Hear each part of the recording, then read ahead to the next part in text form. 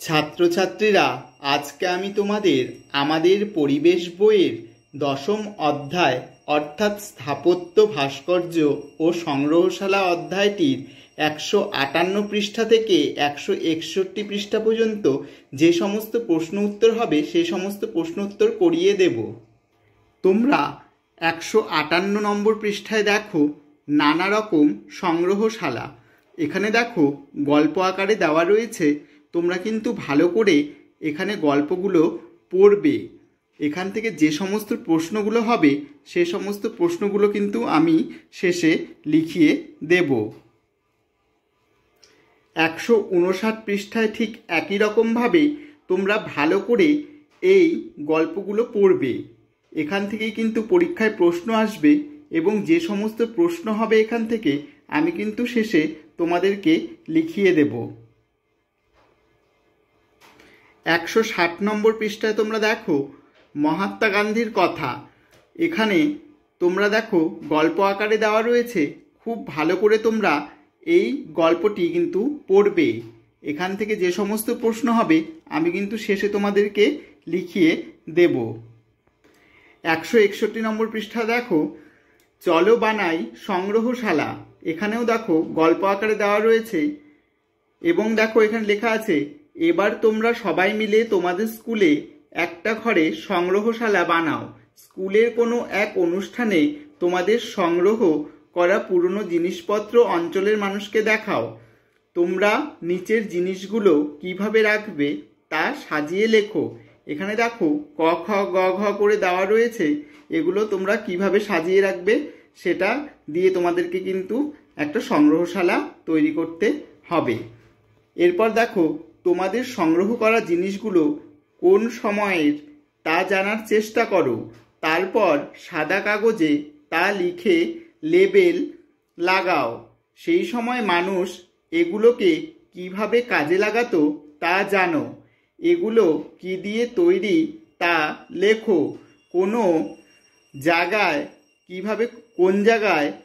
কিভাবে খুঁজে পেয়েছো তাও লেখো। এখানে দেখো ছক আকারে দেওয়া রয়েছে, জিনিসের নাম, কি কাজে লাগতো, কি দিয়ে তৈরি, কোন জায়গায় পাওয়া গেছে। তাহলে দেখো এখানে ফাঁকা ঘরে আমি লিখে দিয়েছি ঝুড়ি, কি কাজে লাগতো, জিনিস রাখতে, কি দিয়ে তৈরি, বাঁশ দিয়ে, কোন জায়গায় পাওয়া গেছে, মেদিনীপুর। এরপর দেখো পুতুল, কি কাজে লাগতো, ঘর সাজাতে, কি দিয়ে তৈরি, পোড়ামাটি, কোন জায়গায় পাওয়া গেছে, কৃষ্ণনগর। এরপর দেখো পটে আঁকা ছবি, কি কাজে লাগে, ঘর সাজাতে, কি দিয়ে তৈরি, পটে আঁকা, কোন জায়গায় পাওয়া গেছে, কলকাতা। এরপর দেখো ধাতুর মূর্তি, কি কাজে লাগে, ঘর সাজাতে, কি দিয়ে তৈরি, ব্রোঞ্জ, কোন জায়গায় পাওয়া গেছে, বিভিন্ন মেলাতে। তারপর দেখো রূপোর কয়েন, কি কাজে লাগে, জিনিস কিনতে, কি দিয়ে তৈরি, রূপো, কোন জায়গায় পাওয়া গেছে, পুরনো আমলে তৈরি হতো। তারপর রয়েছে কানের দুল, কি কাজে লাগতো, মেয়েদের কানে পরতে, কি দিয়ে তৈরি, ডোকরা, কোন জায়গায় পাওয়া গেছে, ঝালদা। তোমরা এইভাবে ছকটি পূরণ করে নেবে। 158 পৃষ্ঠা থেকে 161 পৃষ্ঠার মধ্যে যে সমস্ত প্রশ্ন উত্তর হবে আমি তোমাদেরকে এখন সেগুলো লিখিয়ে দেব। তোমরা ভিডিওটি শেষ পর্যন্ত দেখতে থাকো। 1 নম্বর প্রশ্নটি তোমরা দেখো, সংগ্রহশালা বলতে কি বোঝো? উত্তর হবে নানা রকম প্রাচীন জিনিসপত্র বা এখনকার জিনিসপত্র যেখানে সংগ্রহ করে রাখা হয় তাকে সংগ্রহশালা বলে। 2 নম্বর প্রশ্নটি তোমরা দেখো, বিরসা মুন্ডা মিউজিয়াম কোথায় অবস্থিত? উত্তর হবে রাঁচিতে। 3 নম্বর প্রশ্নটি তোমরা দেখো, আমাদের দেশের সবচেয়ে পুরনো জাদুঘর কোনটি? উত্তর হবে কলকাতা জাদুঘর। 4 নম্বর প্রশ্নটি তোমরা দেখো, মমি কাদের বলা হয়?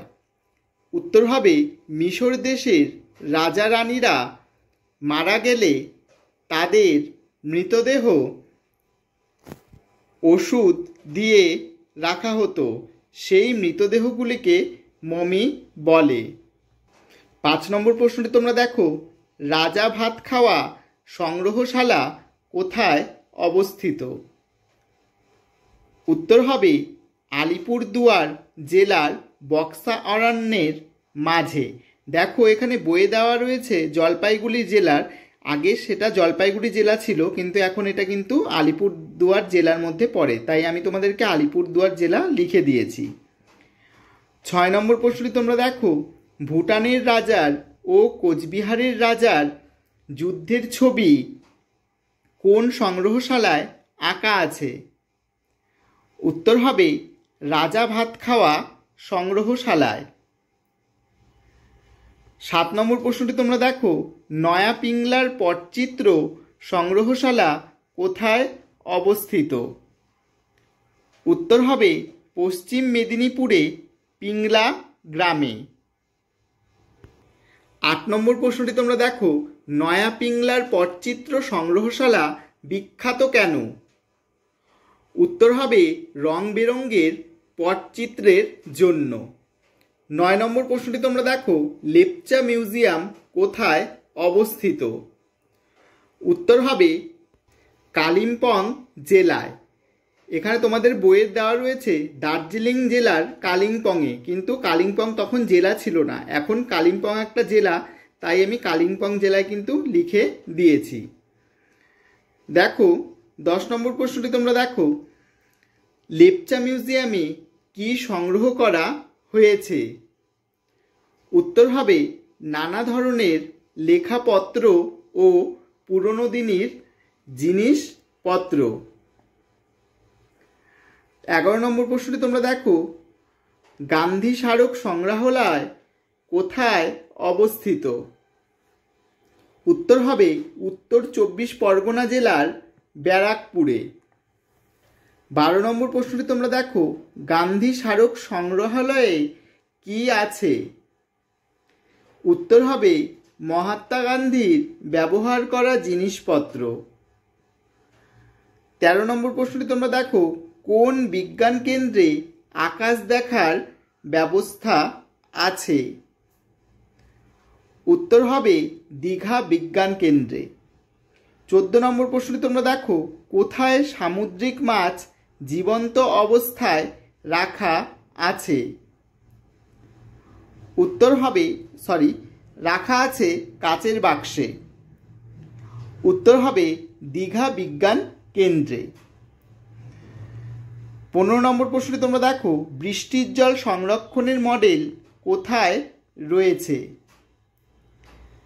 উত্তর হবে দীঘা বিজ্ঞান কেন্দ্রে। 16 নম্বর প্রশ্নটি তোমরা দেখো, বিড়লা শিল্প কারিগরি সংগ্রহশালা কোথায় অবস্থিত? উত্তর হবে কলকাতায়। 17 নম্বর প্রশ্নটি তোমরা দেখো, পূর্ব ভারতের সবচেয়ে পুরনো বিজ্ঞান মিউজিয়াম কোনটি? উত্তর হবে বিড়লা শিল্প কারিগরি সংগ্রহশালা।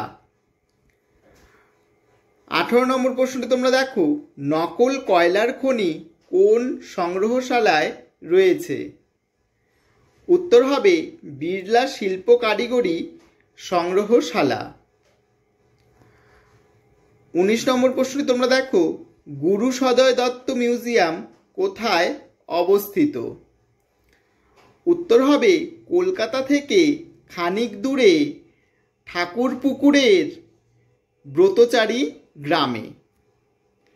20 নম্বর প্রশ্নটি তোমরা দেখো, ব্রতচারীর প্রতিষ্ঠাতা কে? উত্তর হবে গুরু সদয় দত্ত। 21 নম্বর প্রশ্নটি তোমরা দেখো, গুরু সদয় দত্ত মিউজিয়ামে কি রাখা আছে? উত্তর হবে বাংলার লোকশিল্পের নানা জিনিসপত্র।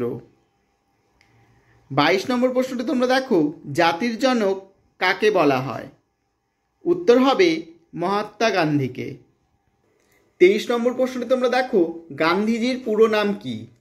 উত্তর হবে মোহনদাস করমচাঁদ গান্ধী। 24 নম্বর প্রশ্নটি তোমরা দেখো, গান্ধীজির জন্ম কবে হয়? উত্তর হবে 1869 সালের 2রা অক্টোবর।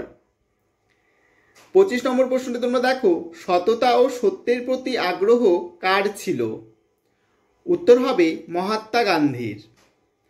26 নম্বর প্রশ্নটি তোমরা দেখো, কে সত্যাগ্রহের উপর সবচেয়ে বেশি জোর দিয়েছিলেন? উত্তর হবে মহাত্মা গান্ধী। 27 নম্বর প্রশ্নটি তোমরা দেখো, সত্যাগ্রহ কি? উত্তর হবে গান্ধীজি দক্ষিণ আফ্রিকায় গিয়ে দেখেছিলেন কালো মানুষদের উপর সাদা মানুষেরা সর্বদা অত্যাচার করে। সেই অত্যাচারের বিরুদ্ধে গান্ধীজি আন্দোলন শুরু করেন। তিনি মনে করতেন সব সময় সত্য আচরণ করা, সত্য কথা বলা, সৎ ও সহজ সরল জীবন যাপন করা উচিত। সব সময় সত্যের জন্য আগ্রহ বা উৎসাহকেই তিনি সত্যাগ্রহ বলেছেন। 28 নম্বর প্রশ্নটি তোমরা দেখো, কে সবসময় অহিংসার কথা বলতেন? উত্তর হবে মহাত্মা গান্ধী। 29 নম্বর প্রশ্নটি তোমরা দেখো, কে ধর্ম, জাতপাত, সম্প্রদায়, গায়ের রং কোনো কিছু দিয়েই মানুষে মানুষে ভেদাভেদ করা উচিত নয় বলতেন? উত্তর হবে মহাত্মা গান্ধী। 30 নম্বর প্রশ্নটি তোমরা দেখো, কবিগুরু গান্ধীজিকে কি বলে ডাকতেন? উত্তর হবে মহাত্মাজি। তোমরা এই প্রশ্নগুলো ভালো করে পড়বে, পরীক্ষায় কিন্তু এর বাইরে একটি প্রশ্ন আসবে না। আমার চ্যানেলে যারা নতুন রয়েছে তারা কিন্তু চ্যানেলটিকে অবশ্যই সাবস্ক্রাইব করে দেবে, আর যারা আমার চ্যানেলে প্রথম থেকেই রয়েছে তারা লাইক, কমেন্ট, শেয়ার করতে ভুলো না।